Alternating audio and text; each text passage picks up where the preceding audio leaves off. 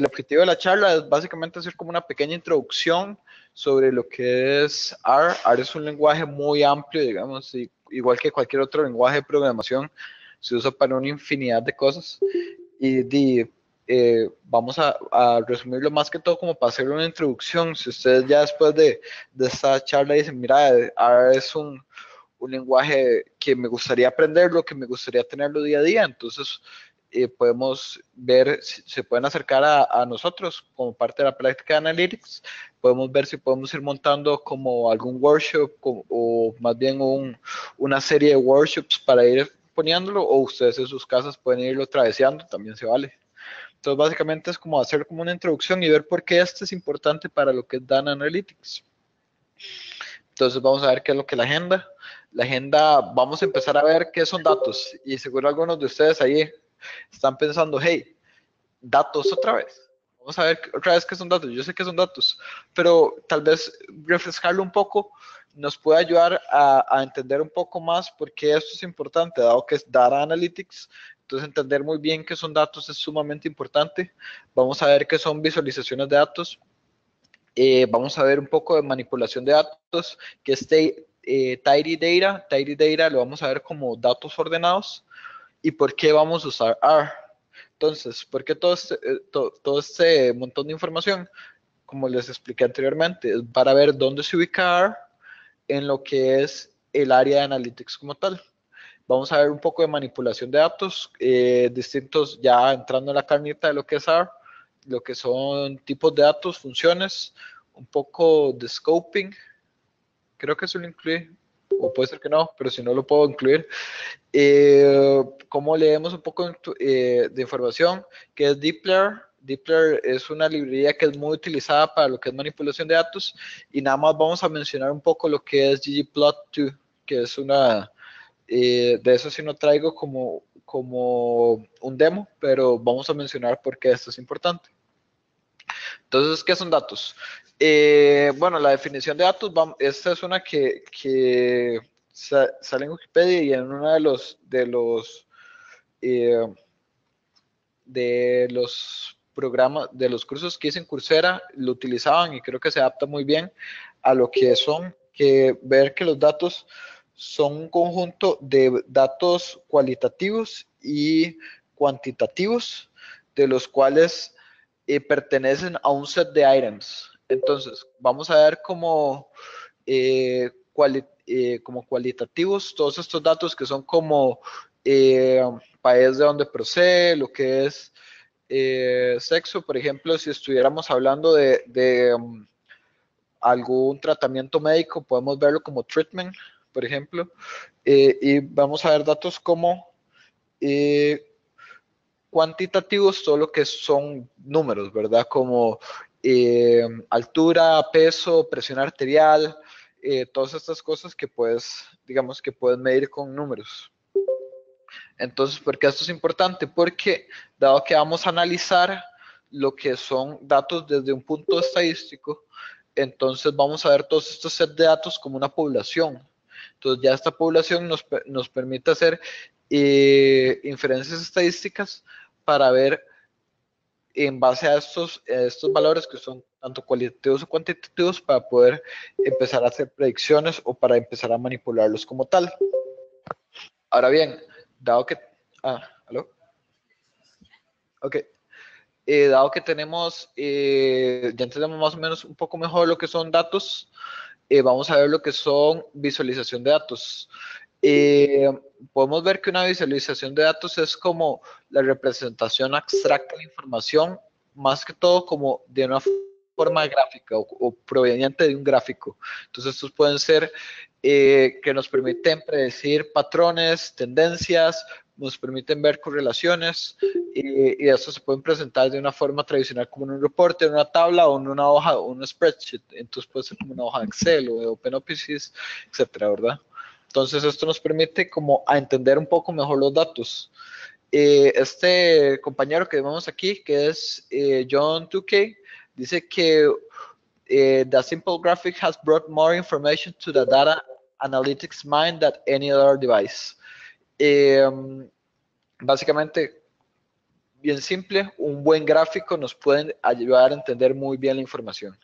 Entonces, cuando hablamos de análisis de datos, aunque parezca como un tema muy novedoso, digamos, es un tema que los estadísticos lo han estado viendo por mucho, mucho tiempo.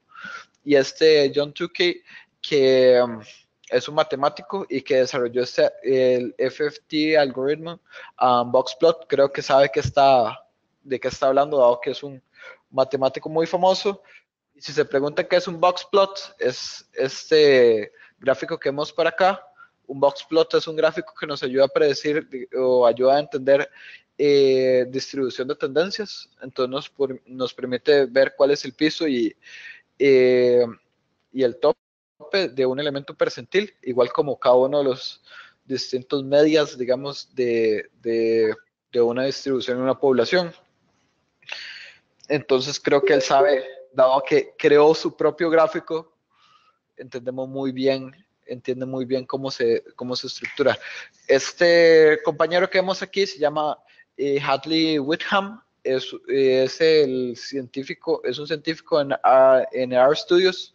RStudios es el IDE que es comúnmente utilizado cuando estamos programando en R y nos dice algo muy importante, digamos, para entender un poco mejor de cómo vamos a ir transformando esta información. Cuando estamos hablando de Data Analytics, la información no siempre viene, bueno, no siempre, generalmente no viene ordenada. Entonces, es muy normal encontrarse JSONs que vienen con una estructura bastante poco uniforme, CSVs que vienen totalmente desordenados, de los cuales hay que procesar, hay que obtenerlos y hay que limpiarlos. Entonces, cuando estamos trabajando con información y cuando estamos trabajando, hay que limpiar la información y tenerla ordenada. Entonces, antes de, tal vez hablemos primero de esta frase, que vamos a ver que es tidy data. Tidy data lo podemos ver como cuando agarramos todos nuestros datos y lo estructuramos en un formato estándar, en el cual podemos utilizarlo para manejarlo de una mejor manera, ¿verdad? Ahora bien, lo que nos dice Hadley Whitham es que el 80% del proceso de análisis de datos es limpiar la información y prepararla para poder ser utilizada. Entonces, el proceso de limpiarlo y ordenarlo y ponerlo en este formato estándar es lo que nos ayuda a que podamos ir manejando toda esta forma de información y poder procesarla de una manera adecuada. Ok, entonces, ¿qué entendemos por data manipulation? Data manipulation lo entendemos como todos estos métodos, tanto de limpiar, digamos, toda la información que viene desordenada o transformarla. Entonces, transformarla la podemos ver como todas estas observaciones que podemos hacer, todas estas nuevas variables que podemos formar, las funciones, los cálculos y las estructuras que hagamos nuevas para transformar esa información, de tener algo ahí como desordenado, a procesarlo y tenerlo como algo ya un poco más funcional. Ok, preguntas hasta el momento. Creo que el silencio habla. Ok, ahora bien, ¿para qué todo este montón de información? Para ver lo que es R, para entender un poco mejor dónde se ubica R en todo nuestro contexto de análisis de datos. Entonces, R es un lenguaje que fue escrito, es una derivación de S, que fue escrito anteriormente en los legendarios Bell Labs, que se hizo como todo lo que se ocupa. R es un lenguaje meramente de análisis de datos y para generar gráficas. Entonces es casi que el candidato perfecto, digamos, cuando estamos hablando es casi como el candidato perfecto cuando estamos hablando, llegaste justo a tiempo. Es casi el candidato perfecto cuando estamos hablando de análisis de datos. Ahora, aparte de eso, tiene dos librerías que son muy útiles cuando estamos hablando de procesar datos. Entonces tenemos los Dplyr, que básicamente lo que nos ayuda es a manejar la información y a manipularla de una forma tal vez a la cual estamos más acostumbrados, porque nos ayuda a utilizar como funciones muy parecidas a consulta SQL. Y tenemos ggplot, que es una muy común para hacer visualización de datos. También porque es importante. Bueno, dentro de unos documentos que encontré, que pueden encontrar en la bibliografía, si lo quieren leer, es un poco largo, son como 50 páginas. Es un estudio que hizo IBM. IBM cataloga a R como uno de los lenguajes, uno de los skills de analytics que ha tenido más auge en los últimos años. Y dado que a nosotros nos gusta mucho todo lo que hacen estas empresas tecnológicas, entonces si Google, Twitter, Netflix, LinkedIn o Apple usan algo, entonces para nosotros nos parece cool y ellos también lo están usando, entonces sigue siendo un lenguaje cool para aprender. Entonces vamos ya a ver un poco más de la carnita y vamos a ver que como muchos de los lenguajes que ustedes entenderán, en los objetos, digamos en R, todo es un objeto, se maneja muy diferente tal vez a lenguaje, dado que esto es un lenguaje más como de análisis de datos y más como numérico, entonces se maneja muy diferente como a los objetos a los cuales estamos acostumbrados como en Java o en Ruby. Entonces se maneja, pero básicamente todo es un objeto, entonces tenemos como ciertas clases atómicas que son como las clases ya intrínsecas del lenguaje, que tenemos caracteres, tenemos números, tenemos integers, tenemos números complejos son como todos estos números imaginarios, y tenemos lógica, booleanos, true o false. Algo interesante con R, R no maneja, por ejemplo, si nos visualizamos en un lenguaje como Ruby, por ejemplo, que es a lo que tengo más experiencia, cuando vos le pones un número, él lo interpreta como un integer, a menos de que vos le digas lo contrario, o si a menos de que le pongas un punto. R no. R lo interpreta como un double o como un número real. Entonces todo tiene dígitos. Bueno, aquí podemos ver un ejemplo bastante interesante. Un conjunto de caracteres. Entonces tenemos un string, ¿verdad? Entonces dice string vector. Se pueden usar comillas simples, comillas dobles, es indiferente. Podemos tener variables lógicos. Por ejemplo, true es true. Entonces, si lo evaluamos, por ejemplo, si evaluamos un 1 es un valor truthy, entonces de una vez lo interpreta como un true, 0 es un valor falsy, entonces lo interpreta como un false. ¿Notan algo interesante aquí, digamos?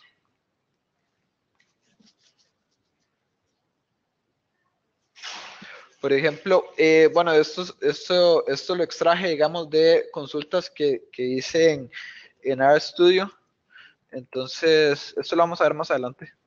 Pero, por ejemplo, si pongo un true igual, digamos aquí, compartiendo esto, ¿sí? Excelente. Entonces, wow. Entonces, él me igual, ahí no lo puedes ver. Vos sí puedes ver toda la pantalla. Bueno, aquí sí sale este vector que vas a ver. Ahora, más adelante vamos a ver vectores. Si es que el compañero no podía verlo. Ahora vamos a ver un poco lo que son vectores y lo que nos está diciendo ahí la consola es que esa es la primera posición del vector, por eso sale un 1 a la par. No es que se me fue un dedazo. Viendo lo que son números, entonces, por ejemplo, si ponemos 500, entonces se lo va a interpretar como un 500. Si le ponemos un 20L, él ya lo interpreta como un integer, entonces ya son números sin decimales. Inf es la representación de infinito, entonces si ponemos 1 dividido entre 0 es infinito. Nan es non a number, entonces todos los elementos que salgan como nan, entonces por ejemplo 0 dividido entre 0, entonces not a number, que se pueden encontrar.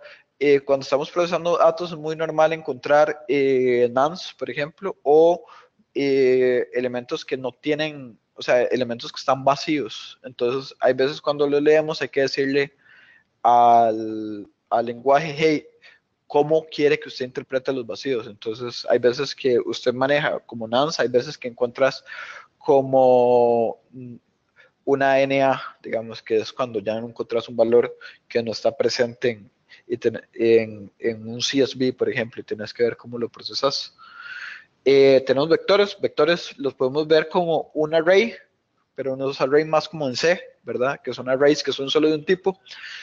Y tenemos arrays lógicos, integer, numerics, characters, o sea, básicamente todos.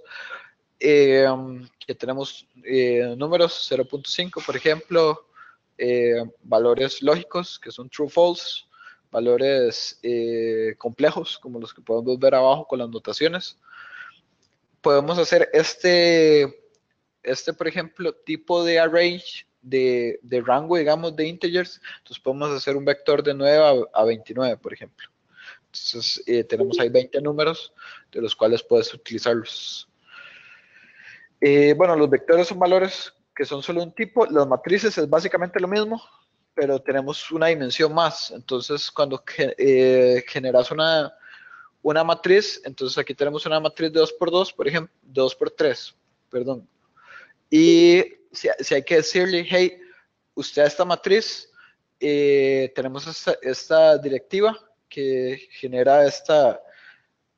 nos genera la matriz, y le pasamos los argumentos. En R es muy normal pasar los argumentos de esta manera, ¿verdad? Donde pasamos por ejemplo, le digo, tengo un número de rows, le va a pasar 2, tengo un número de columnas, le va a pasar 3, y esto me genera como estos valores vacíos, ¿verdad?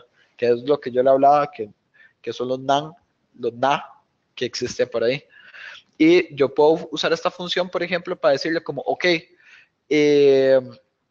yo quiero que usted me diga, digamos, qué dimensión tiene esto. Entonces, usted me va a decir que tengo una dimensión de 2 rows y de 3 columnas. Ok, tenemos listas. Las listas son, básicamente son vectores que son súper inclusivos, ¿verdad? Y ellos quieren a cualquier cosa que usted les ponga dentro. Entonces los vectores son como un poco más excluyentes y son como un poco más dolor con lo que ellos quieran tener. Digamos, ellos solo tienen como un tipo de clase. Los lists dicen, yo quiero a todo el mundo, yo acepto lo que venga. Entonces los lists tienen por ejemplo, tenemos un número, tenemos un character, tenemos un valor lógico y tenemos un valor complejo, y él básicamente va poniendo las casillas de los que él va teniendo, digamos, en las casillas donde él va insertándolo. La diferencia, digamos, de los vectores tiene como estos double brackets, ¿verdad? Donde nos dice, ok, usted es un chiquito especial y usted tiene ¿cómo es que llama? Y usted acepta a todo el mundo, y se interpreta de otra manera. Igual nos dice cuál es la posición. Ok, ¿para qué les introduzco todo esto? Para que vean lo que son data frames. Data frames son como importantes no solo en R, o sea, en el contexto, sino tal vez en el contexto de Data Analytics. Los data frames, no sé si alguien tiene experiencia usando pandas en Python, pero son muy utilizados también. Entonces, básicamente veámoslo como una matriz con esteroides. Entonces, ¿a qué me refiero con esto? Es una matriz que, aparte de que puede recibir cualquier otro tipo, como son listas, tienen otras dimensiones, y se le pueden poner otras categorías, otros atributos adicionales. Entonces, por ejemplo, aquí lo que le estamos diciendo es, ok, entonces, ¿qué es un data frame? Es la representación de una lista de los cuales todos tienen un mismo largo. Entonces, y vamos a tener, digamos, distintas columnas y distintos rows. Entonces, aquí vamos a decirle como, ok, vamos a hacer un data frame de 2 columnas, de los cuales vamos a tener 4 filas, ¿verdad? Entonces, le estamos poniendo de una vez un título que va a ser foo. Sorry. Problemas técnicos, todo solucionado. Y vamos a ponerle ¿cómo es que llama? Otra columna que se llama bar. Imagínense que esto puede ser cualquier cosa, digamos. Imagínense que esto pueden ser videos de YouTube, ¿verdad? La información de los más trendy videos de YouTube, o información de vuelos de pasajeros, o información de de lo que usted se ocurra que estemos procesando en ese momento. Entonces, ya eso tiene como otros atributos que nos permiten manipular la información de una forma más fácil. Preguntas hasta el momento, ¿no han escrito nada? Ok. Funciones. Las funciones en R son muy parecidas a como se usan en JavaScript, ¿verdad? En JavaScript, de hecho yo vi que ahora vos estás viendo algo de JavaScript, entonces tenemos callbacks, tenemos scoping, tenemos todo lo que es enredado en JavaScript, también lo tenemos en R. Entonces, lo interesante es que las funciones se manejan como objetos individuales. ¿Qué significa esto? Que ahorita volvemos a eso para que vean la sintaxis, pero básicamente se pueden pasar a otras funciones, se pueden asignar a atributos, se pueden anidar funciones, y igual que en Ruby, el último elemento de la función devuelve un valor. Entonces, ¿qué significa esto? Que digamos, entre los argumentos, yo puedo mandar otra función para que vos los evalúes adentro. Y ahí puedes crear toda tu estructura, digamos, de programación tan complicada como vos quieras, o tan legible como vos quieras. Y es algo interesante de cómo se utilizan las funciones. Ah, sí. Eh, Algo interesante, digamos, no sé si ya lo notaron, en R se definen las variables se definen de forma dinámica, pero se asignan por medio de esta flecha, en vez de manejarlo con un igual, que es, uno se acostumbra como todo en la vida, ¿verdad? Pero al principio tiene como este choque de, hey, esto no es un igual, esto no estoy acostumbrado.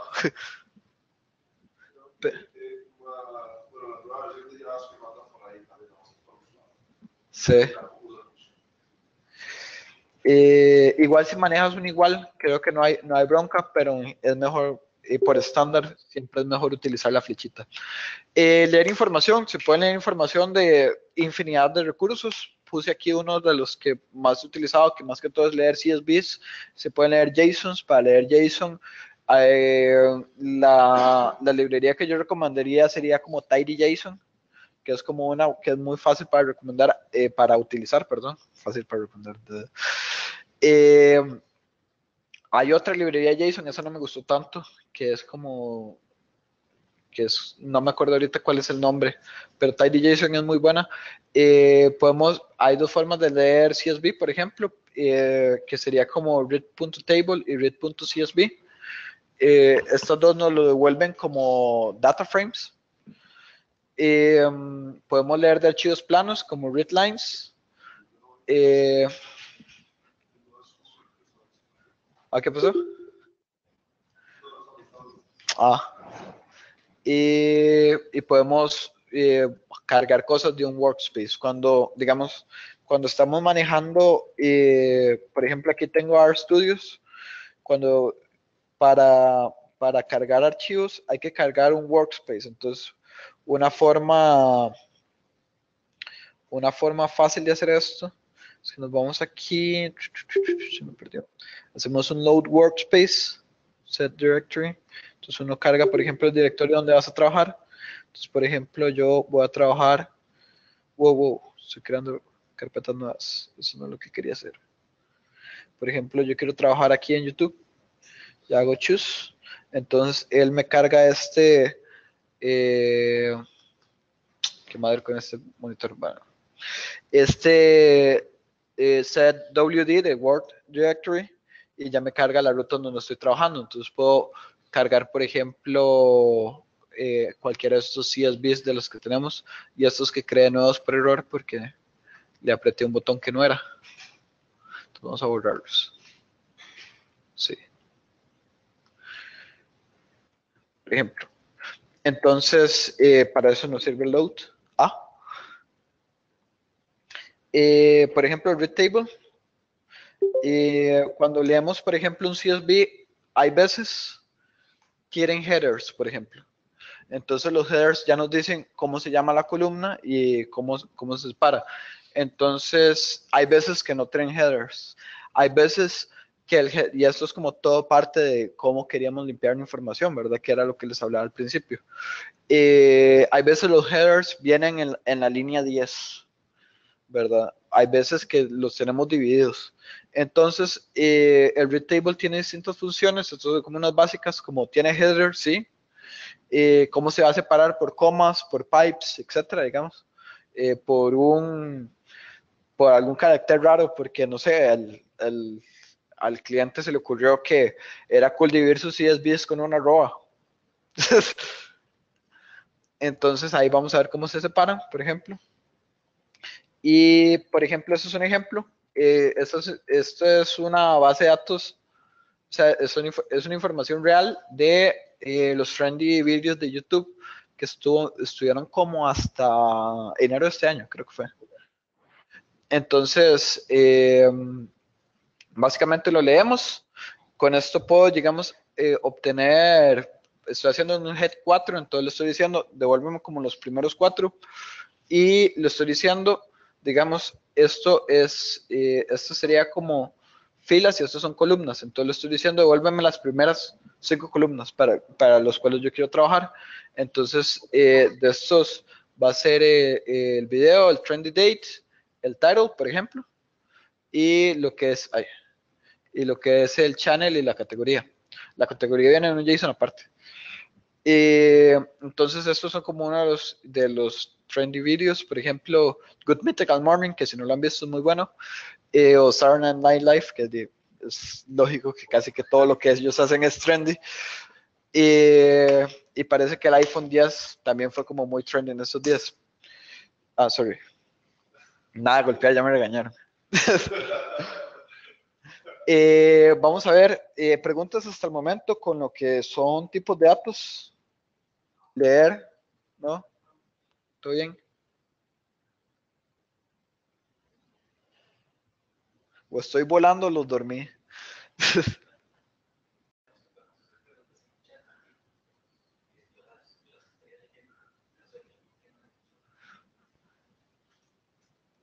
O están almorzando, también puede ser. Ok, Deepler es como librería de manipulación de datos que nos permite hacer como distintos elementos. Vamos a ver como algunas básicas pueden hacer más cosas. Jade lo que nos permite sería como generar nuevas variables dentro de su set de datos que está manejando. Vamos a hacer un select. Un select básicamente es como un select en SQL, digamos. Vos llegas a hacer un select y él te dice las columnas que quieres hacer. Un filter es como un where, ¿verdad? Un summary lo que te permite es agrupar la información de cierta manera, presentarla como vos querés acomodarlo. Entonces podrías ya con esto generar como otros datasets distintos para ir manipulando esta información, o arrange que te permite ordenar los datos. Entonces, vamos a ver esta consulta, digamos, que es igual como lo estamos manejando con los datos de YouTube. Tenemos que importar la librería, que es Deepler, por ejemplo, y tenemos esta flechita que sí es como súper ajena, digamos, cuando yo lo vi, yo sentí que esto era así como algo súper cool y se veía súper extraño. Entonces, ¿qué es esta flechita? Esta flechita, para los que son fanáticos de la terminal como yo, eso se parece mucho como un pipe.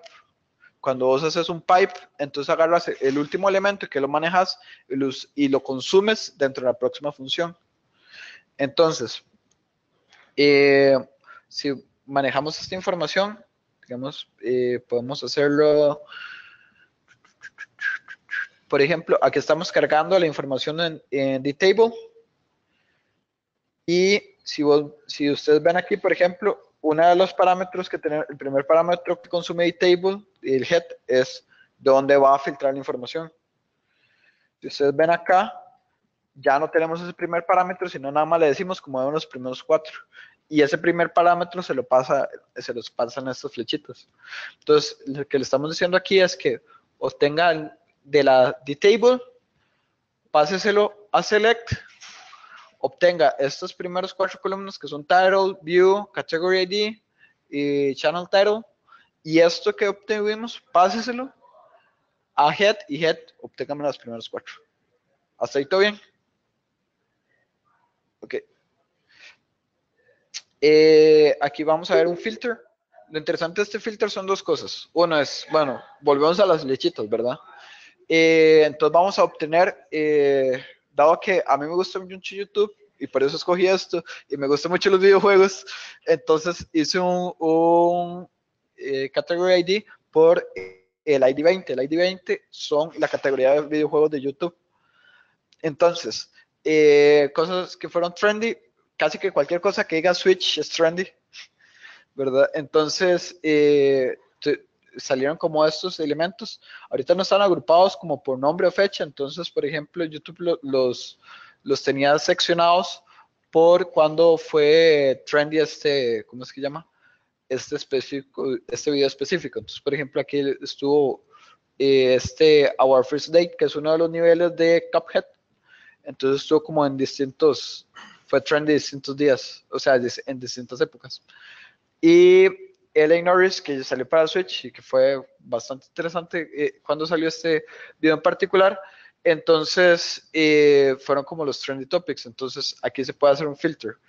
¿Qué es lo interesante de este filter? Que, bueno, se puede hacer un igual, se puede hacer un OR, se puede hacer un like, pero no está limitado a, digamos, a comparaciones lógicas solo del lenguaje. Vos podés importar librerías y hacer unos adicionales. Por ejemplo, no podías hacer, digamos, aquí uno, eso es algo que estaba hablando ahora con Esteban, no se puede, no se podía hacer no se puede hacer un like dentro de las comparaciones lógicas que se tiene, que maneja el lenguaje, pero podemos importar, por ejemplo, estos datos de aquí, vamos a leer esta tabla, ya la leímos, vamos a hacerle un view, y vamos a ver que es un montón de datos, US, aquí va a mostrar la información, son un montón, y podemos hacerle un filter. Entonces le vamos a decir que para los tags, vamos a decir, digamos que nosotros estamos interesados en hacer un nuevo canal de YouTube y quiero saber qué es trendy para hacer cosas de programación porque es lo primero que se me ocurre que puedo hacer. O no sé, tal vez usted haga parkour y quiere ver qué es trendy parkour, pero vamos a ver programación. Entonces vamos a hacerle un like y el like me lo filtra. Este like no es una comparación lógica normal, sino que es parte de un paquete que se llama dtable. Entonces es igual, digamos, se llega y lo inserta y se maneja el paquete. El ID me lo inserta automáticamente. Si vos quisieras insertarlo normal, entonces haces como vimos en la presentación, library, por ejemplo, insertas el data.table. Si quisieras, si decides como, oh, rayos, quiero instalar un paquete que no tengo. Entonces vos le das aquí install, por ejemplo, y pones el paquete que quieres instalar, digamos que Deepler, por ejemplo, y le das install. Ese ya lo tengo, entonces no me hace falta instalarlo. Pero vos lo instalás y después lo insertás en la librería. Bueno, para no distraernos. Filtra. Entonces puedes utilizar distintas librerías para filtrar con filter. Group. Aquí vamos a ver un poco de group by y vamos a ver un poco de summary. Entonces, ¿qué es lo que estamos haciendo aquí? Igual que en SQL, hacemos un group by category, los agrupamos todos, pero estamos haciéndole un count. Entonces, esta función n nos está diciendo como, ok, cuénteme cada uno de los elementos que están en esa categoría en particular. Igual, digamos, si vos ocuparas hacer algún otro elemento, algún otro proceso adicional, podrías generar una función propia tuya y utilizarlo dentro de esta manipulación que estamos manejando aquí, ¿verdad? Entonces, ¿qué es lo que estamos diciendo? Que para cada una de estas categorías, entonces me está dando el número de videos relacionados a esas categorías individuales. Y no me dio tanto chance para hacer una visualización de datos, pero por ejemplo, estos son Un ejemplo de cómo son gráficos que se pueden utilizar en ggplot. Puede utilizar N cantidad de gráficos, desde los boxplot que vimos anteriormente, que hizo John Hunt, y podemos usar, digamos, de barras, de numeraciones dentro de cada uno de los análisis que vos estás utilizando. Estos datos no están relacionados con los videos de YouTube, sino que están relacionados más que todo a la asistencia de hombres y mujeres a charlas de estadísticas de Strata. Entonces, básicamente son estas visualizaciones. Si están interesados en seguir viendo cosas de Data Analytics, bueno, toda esta semana claramente tenemos charlas de Analytics, dado que ese es el evento, pero Sergio va a explicar un poco más de cómo utilizar estas visualizaciones en lo que son Machine Learning y cómo podemos utilizarlo. Entonces, cómo nos pueden dar un poco más de insight en nuestro procesamiento de datos para aplicarlo en Machine Learning. Entonces, eso es todo lo que traigo. No sé si tienen preguntas.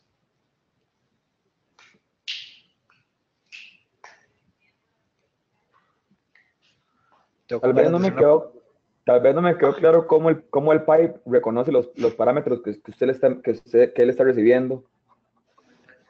El pipe, te refieres a estas flechitas, ¿verdad? Ajá, yo agarro en el pipe y le digo, lo que venga de D-Table, envíelo a la siguiente línea, ¿verdad? Sí, claro, déjeme ver. ¿Cómo sabe? O él hace el match solo ahí de category, porque es el único parámetro que le estoy devolviendo. Él hace digamos, él hace el match, por ejemplo. Vamos a verlo. Tengo un table, no, tengo vídeos, por ejemplo. Videos. Tengo estos vídeos, ¿verdad? Entonces, digamos que yo quiero, digamos, si yo quisiera hacer aquí un head, por ejemplo, yo puedo hacer un head de 10. Sorry, eso es como muy,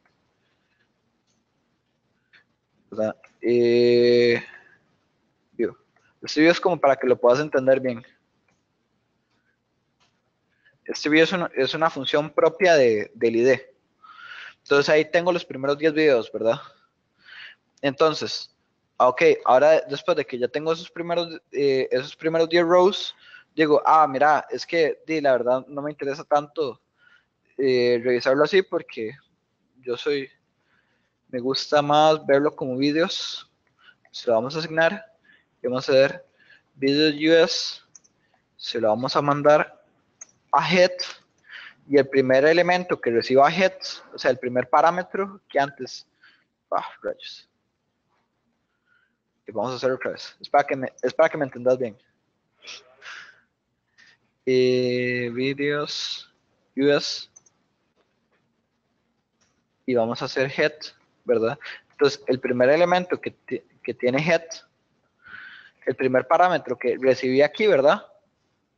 Ahora no lo va a recibir, sino que se lo vamos a mandar.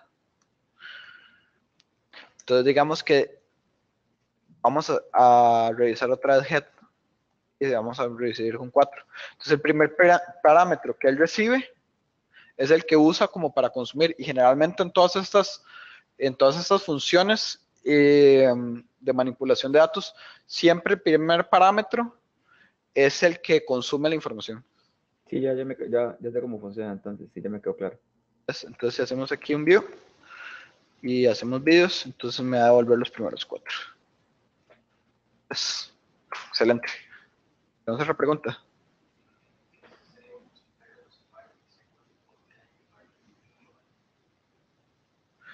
Ok. Los scopings.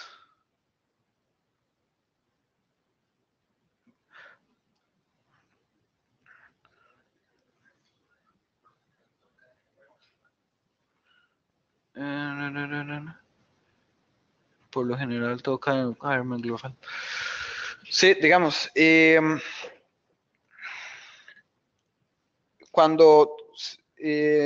ver si entiendo bien la pregunta. Dos cosas. Cuando estamos trabajando ¿cómo es que llama? En R, es bueno primero que definas cuál es el Word Directory en el cual estás trabajando. Y de ahí puedes jalar la información, ¿verdad? De lo contrario, él no va a saber de dónde es que vas a agarrar las cosas, que era como una de las cosas que dijimos. Otro es que ver, digamos, cuando vos definís, digamos, cuando vos manejas, digamos, es el environment. Tenemos como un environment global donde está jalando la información y él flota, digamos, como aquí tenemos un global environment, ¿verdad? Y tenemos distintos de los paquetes que él maneja. Entonces, cuando estás trabajando con R, él va a ir evaluando dónde es que obtiene la información y va para, digamos, desde lo más específico y va subiendo, ¿verdad? Entonces, si vos estás trabajando, por ejemplo, con ciertas funciones, él va a empezar a revisar qué es lo que tiene alrededor, digamos, cuál es el environment que tiene alrededor. Por ejemplo, si vemos aquí, si va a manejar, digamos, dentro de los paquetes que estás utilizando, si estás trabajando dentro del ambiente, digamos, el ambiente que vas a ir manejando y va a ir subiendo hasta que encuentre las cosas de una manera global. Si vos no lo seteas, digamos, entonces él lo va a buscar de manera global, entonces hay veces es un poco difícil de manejar las cosas. No sé si eso es a lo que se refería el compañero.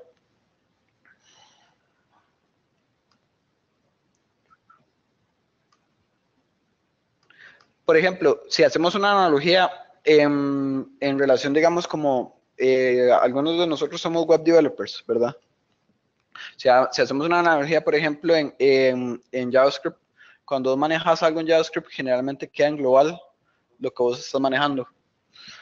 Es bueno definir, digamos, como en muchos lenguajes se le dicen namespaces, por ejemplo, aquí tenemos environments, en los cuales vos puedes definir el scope donde estás manejando las cosas. Si él no lo encuentra en ese ambiente, él va a subir hasta llegar al ambiente global donde vas a obtener la información. Puedo investigar un poco más. La verdad, digamos, no soy muy apto de cómo se están manejando los environments, más que todo he hecho scripting, pero puedo investigar un poco más cómo setearlos y cómo hacer un buen manejo y se los puedo buscarlo un poco mejor. Y no sé si tenemos alguna otra pregunta. ¿Estamos? ¿No? Entonces, bueno, muchísimas gracias a todos por haber estado con nosotros. Y aquí quedan, digamos, bueno, en el transcurso de la presentación, como creo que ya han notado, vienen como distintas bibliografías. Aquí vienen un poco más para que lo revisen con calma. Y para que les quede el anuncio para las próximas presentaciones de las que vienen, si están buscando así como un poco más de Machine Learning y ver cómo utilizarlo con Python, entonces las presentaciones de Sergio son excelentes. Y si están buscando algo como un poco más, ver cómo estamos utilizando una herramienta, tenemos la presentación de Stephanie para lo que es de Power BI, y también tenemos para todos los que son llaveros o los que les gusta todo lo que es el batch. Entonces tenemos Batch Processing con Manuel Martínez, que es uno de nuestros presentadores de Medellín. Entonces, les queda la invitación hecha. Muchísimas gracias por estar todos aquí con nosotros hoy y muchísimas gracias por todo.